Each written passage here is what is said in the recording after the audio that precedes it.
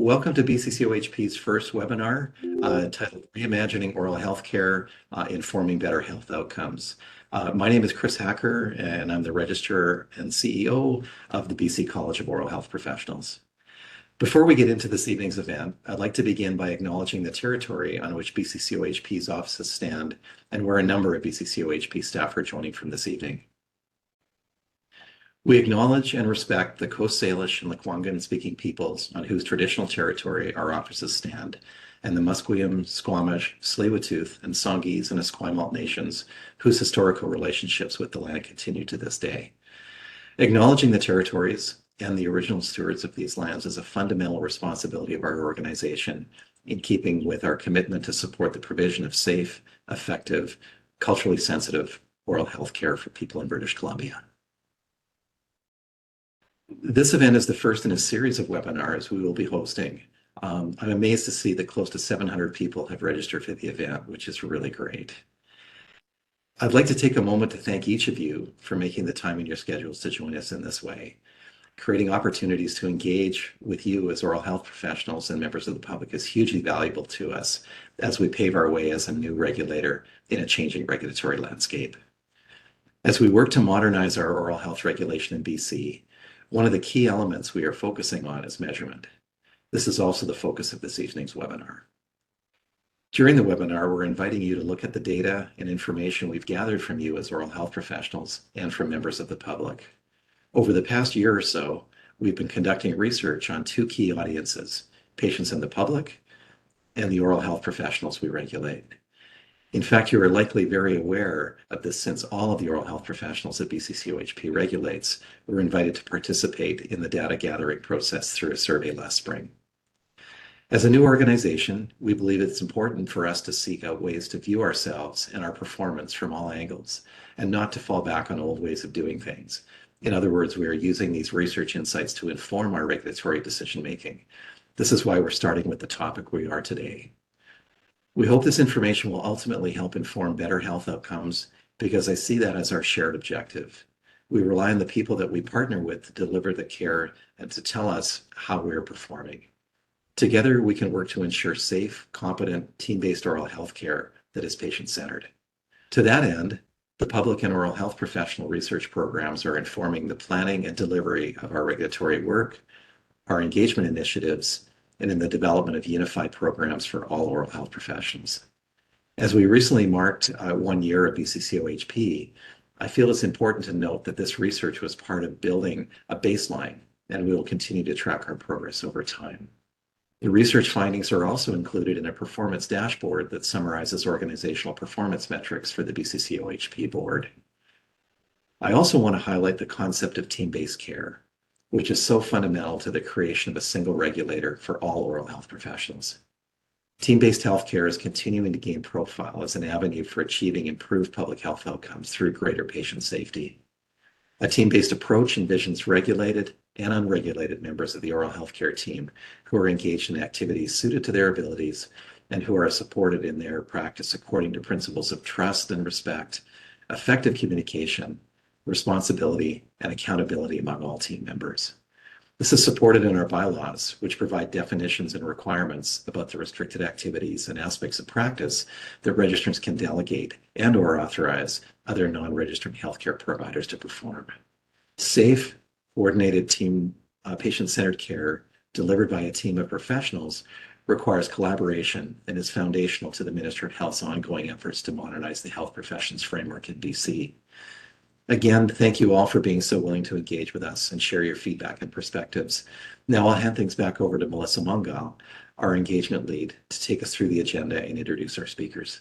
Thanks so much. Thanks so much, Chris, and hello to everyone who's joining us this evening. I'll be moderating tonight's webinar. My name is Melissa. So with us tonight, we have two of our research leads. On the left is Stephanie Nichols, who is the Senior Manager of Policy and Projects at BCCOHP. In her role, she oversees planning, reporting, and analysis. Stephanie has over 20 years of experience in the banking and risk management industry, and she has applied this knowledge to the way BCCOHP approaches the measure of regulatory performance and outcomes. And Jessica DeVries on the right is the Director of Program Development at Pivotal Research. Jessica has managed complex multi-mode and mixed method research programs and projects for clients across Canada. Jessica has been responsible for administering over a dozen 360 feedback programs for healthcare regulatory bodies and authorities throughout the country. She's led numerous health research projects, engaging various audiences to unlock key insights for health regulatory bodies. Before I hand things over to Steph and Jessica, we'll quickly go over the agenda for the evening and then run a short poll. So tonight we'll be covering an overview of our research findings of oral health professionals and the public. We'll go over some key insights. Then we'll move into perceptions of BCCOHP and our regulatory initiatives. Then we'll talk a bit about opportunities to engage and have a short Q&A, question and answer segment. It looks like the majority of people in the room are oral health professionals. So now I'll hand things over to Steph. Steph, please jump on whenever you can. Oh, thanks so much, Melissa. And it's great to hear that the majority of you in the virtual room this evening are oral health professionals. I believe this content of the webinar is going to really be focused and directed at your interests. Before we dive in, we wanted to take a moment to quickly frame the approach in the presentation. Firstly, we are going to be anchoring our presentation to the feedback you provided in the recent engagement work with oral health professionals and other inputs. Jessica will lead this part of the presentation. Then, on the right-hand side, we will then set out what the BCCOHP initiatives are that address these areas. So, let's introduce the main source of the research, the Oral Health Professions Survey. Pivotal, our research partner, conducted a deep dive study with many of you in spring of this year. First, thank you all again for your taking the time to complete the survey. The study was comprehensive with almost 1,500 respondents, which represents about 10% of all oral health professionals. This provides a significant level of confidence and validity in interpreting the findings. The study also includes key themes such as patient-centered care, team-based care, and the perceptions of BCCOHP, including quality assurance. Thanks, Steph. Well, hello, everyone. It is my pleasure to be with you today and to share some interesting feedback we heard from you and other oral health professionals across the province. So one of the questions we asked in the Oral Health Professional Survey was whether there was interest in learning more from BCCOHP on how to improve the experience of patients. So as you can see here, 4 out of every 10 want support or guidance from BCCOHP, and just over a quarter were not sure. Well, today we wanted to share with you a bit about the information we have about that patient experience. So here you can see the customer journey from the patient perspective. In fact, we developed the journey map through engaging with patients and asking them to define key elements of their experience. In total, we asked over 20 items throughout different stages in the journey. Annually, we collect a representative sample of feedback from 2,000 members of the BC public that include recent or active patients. So those are individuals who have visited a dental office in the past 12 months. And we also talk to those who haven't. And so we have a lot of data to share. And some of these key metrics can be found on the Public Voice of Patient dashboard on the BCCOHP website, and that will be linked in the webinar post. Okay, so now we want to come back to the questions that we just asked you in the poll about your experiences as an oral health care patient. So Steph, what did attendees say about when they last accessed a dental office in the past 12 months? Hi, Jessica. Yes, my quick tabulation of the respondents that answered the question, 92% have visited an oral health professional in the last 12 months. Well, that's fantastic. What we see when we talk to patients, and this data is quite stable over time as we've collected the data, is that 75% have visited in the last 12 months. So now let's talk about some key satisfaction metrics that we see in the Voice of the Patient research. And those really come at the pre-treatment and consent stages of the journey. So let's talk about, what do patients think? So first, Steph, what % of attendees are satisfied when it came to the information provided to them about risks and benefits of treatment during their last visit? Again, very good numbers. So about 92% of people felt that they were able to participate in the decision. Fair enough. So, and when we look at patients, their experience is different. And so we saw 68% said that they were satisfied with that aspect. And 64% were satisfied when it came to the information shared about the costs of suggested treatments or procedures prior to receiving the care. Are we seeing similar high scores from our attendees, Steph? We are. We're seeing 78%. So it's, again, considerably higher, and of those people that responded. That is considerably higher. But how about the question on consent? So it really relates to a patient feeling like they're participant in making the decisions about their care. That number I have here was 82%. Wow, that's great. From the patient side of things, we're seeing 65% were satisfied with that aspect. And of course, these are very critical items that we know impact overall satisfaction with their trip or with their last experience. And lastly, we see that 76% of patients report that they're satisfied overall with their overall healthcare experience. Steph, what do our attendees say? Again, I think maybe there's a bit of bias here. We're getting results at about over 91%, so considerably higher of those people that answered. Of course, there's a percentage of people that didn't, but of the people that answered, when you work it out, it's about 91%. Perfect. Well, thanks everyone for taking part in this activity with us. It's great to hear your perspective and to also be able to share some of these key metrics that we report from the patient perspective. So we hope this is very interesting for you to consider. All right, so some of these key patient metrics, we also ask of oral health professionals from their side of things. So as you can see here, most agree that their patients see themselves as partners in making decisions about their care, and that patients know what to expect from them, which is great because these are these critical items of satisfaction. So you can see the detailed results here for each of those questions. You will notice that the top box score that's presented reflects the sum of those who selected they agree or strongly agree. So it's really those top two items. And this will be top two box scores you'll see in other slides as we proceed. We also ask questions about perspectives and experiences with team-based care. And as you can see, many are in strong agreement that better health outcomes result from team-based care.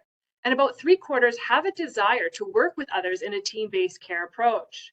However, we also asked whether respondents were experiencing challenges or conflicts in delivering team-based care. While a significant majority of the respondents disagreed that they do not experience barriers, we can see that 30% agreed that to some extent there were issues, with only 4% who were in strong agreement. So of this group that expressed concerns, we asked, what were the barriers you experienced? And as you can see from the chart here, many identified power imbalances within the oral healthcare professional team. So this was whether it was a hierarchy among oral health professionals when it came to decision-making, discrimination or bias towards or among oral healthcare professionals, or just a lack of a desire to collaborate. So with the new legislation on the Health Professions and Occupations Act being passed, which is going to impact a number of regulatory reforms, we wanted to understand baseline awareness about the Act. And so as you can see here, 1/3 had not heard of the legislation, and nearly 1/4 were unsure. So just under half of oral health professionals were aware when we conducted the study last year in June. As part of BCCOHP's focus on health equity and cultural safety, which really involves defining expectations of oral health professionals to provide culturally safe oral health care that honors the legal rights of Indigenous peoples. So in the survey, we asked about awareness of Indigenous specific racism in BC and the laws that uphold the rights of Indigenous people. Overall, we see that 95% indicated some level of awareness. And we also discovered that 1/3 of oral health professionals who participated in the survey had received education or training around cultural safety and humility. Specifically, respondents indicated that optional cultural safety and humility training through CE credits or CC credits and presentations or webinars would be key supports BCCOHP could provide to support oral health professionals in providing culturally safe, equitable, and respectful oral health care. So now we're going to talk about how effective our respondents believe BCCOHP is at meeting different aspects of its mandate. We will also focus on the feedback received about quality assurance.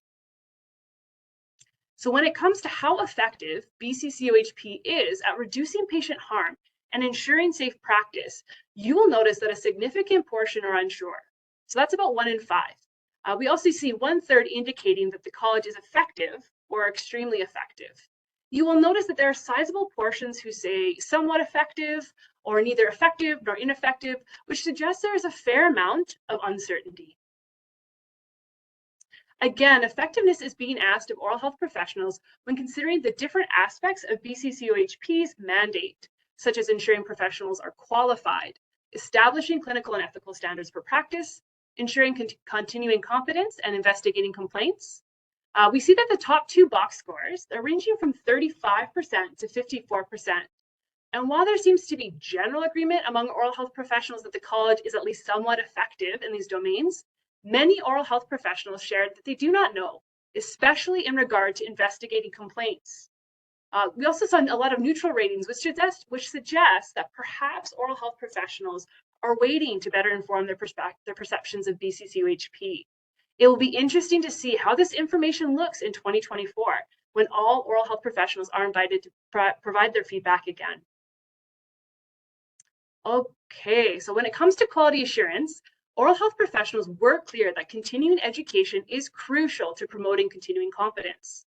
Learning and modules, practice hours, study clubs, and hands-on courses were also activities that had value to over half of respondents. What is clear from the results is that examinations are not a good approach to promoting ongoing competence. Only 5% had selected that item as an effective activity. In addition to activities that promote continuing competence, we also asked OHPs how effective the current quality assurance program is on a couple of aspects. So as shown by those top 2 box scores there, less than half believe their current program is effective in promoting competence, and only 1/3 believe their current program identifies areas of improvement. So now I want to pass the presentation back to staff to talk more about what BCCOHP is currently doing. Thank you. Wow, Jessica, thank you so much for reviewing all of these important findings. Just to recap, Jessica reviewed the perceptions on patient-centered care and team-based care, the new act, cultural safety and humility, and broader perceptions of the college. We will be posting the summary findings from the study on the website along with the webinar. Having discussed the findings, we will now turn from what you told us to what we are doing. During BCCOHP's first year, the focus was on stabilizing the new organization, including the forming of regulatory committees and initiating projects as part of the strategic plan. If you haven't had a chance, there's a quick overview of BCCOHP's vision, mission, values, and the initiatives on the BCCOHP website About page. All the resources we're referring to in the webinar are available on our events webpage. The board's vision is reimagined oral health care oversight, drawing on our shared legacy and building a modernized regulator. Principles like patient centricity and team-based care underpin this approach. With the approach in mind, I would like to talk about the initiatives that have been identified, and secondly, how you can take part in the development. There are 3 strategic areas of focus. The first area of focus is creating unified regulatory functions. This includes the creation of one central database and public register. At the time of amalgamation, we had 4, one for each of the legacy colleges. This initiative is well underway with a move from 4 to 2 databases planned for January prior to renewal. This will improve the user experience for dentists, dental technicians, certified dental assistants, denturists, and dental therapists. Work will then commence on creating and developing the unified database. The professional and practice standards are currently profession-specific as they reported over from the legacy colleges. Our Standards and Guidance Committee has kicked off work to draft common standards for all oral health professionals, and we'll be focused on this development throughout 2024. The final initiative is to establish a modernized quality assurance program for all oral health professionals, which is being overseen by the Quality Assurance Committee. A dedicated working group is in the process of being established for the substantial project. It will be comprised of oral health professionals and members of the public from various backgrounds, and their work will be supported by staff and subject matter experts. Currently, the quality assurance program for each OSP differs by legacy college, as at the time of amalgamation, the direction was to support and retain the existing specific professional programs. However, moving forward, the development process will be intentional and collaborative, with the goal of having a new modernized program that is sustainable and consistent for all oral health professionals. There will be much more information to update you through 2024 as the phases and the timings are confirmed. Now, let's turn to regulatory leadership. The second area of focus is regulatory leadership. This initiative is focused on the implementation of the new Health Professions and Occupations Act, collaborating with healthcare partners and with the ministry. The changes will inform work on new policy, standards, and processes, including disciplinary processes. We will be communicating more on the HPOA through 2024. And finally, the most significant work in the coming years will be addressing health equity and cultural safety. There is a comprehensive project that will support this, seeking to embed anti-discrimination and Indigenous anti-racism into the organization. Work is underway and will be delivered in 4 areas. As an organization, BCCOHP will build a safe and inclusive organizational culture that upholds anti-racism and anti-discriminatory principles and measures, identifying and removing BCCOH policies and practices that perpetuate discrimination. From a regulatory perspective, the focus will be on the development and implementation of processes that foster meaningful and respectful communication between oral health professionals, patients, and the public. These policies and processes will support oral health professionals to take action on health equity and discrimination. If you have any questions, please submit them to us using the Q&A function, which Melissa touched on earlier. Now I'd like to turn to opportunities to engage. An important commitment from BCCOHP is focused on engagement and collaboration between all the partners across the oral healthcare landscape. There are a number of methods that the college will be using to foster an intentional and well-structured engagement with oral health professionals. Broadly, these will fall into three ways. The first opportunity will be through nominating for committees and working groups who will be overseeing or developing policies and processes. The second is through the oral health professional panel. This is open to all oral health professionals and provides an opportunity to review and input on the development of these policies and processes set out in strategic projects. We'll find a link to register on the webpage for this event, which is available on our homepage. Finally, as part of the process in finalizing the policies and processes, there will be a more traditional consultation approach to all oral health professionals. We will continue to build on this consultation engagement framework throughout 2024.